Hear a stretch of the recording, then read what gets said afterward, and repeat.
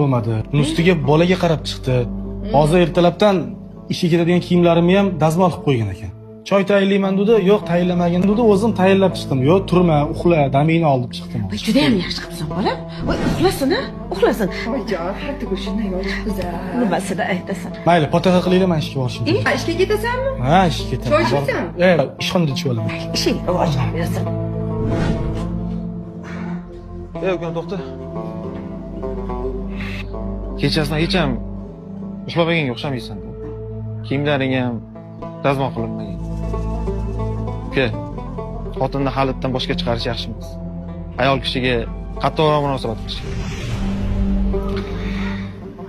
Aka, bu qilgan ishim boshga chiqarishmi, yo'qmi bilmadim-ku. Lekin agar sizga o'xshab hammaning oldida xotinimni haqorat qilsam, boshqalar ham meni xotinimni ko'p to'y qilib o'ynaydi.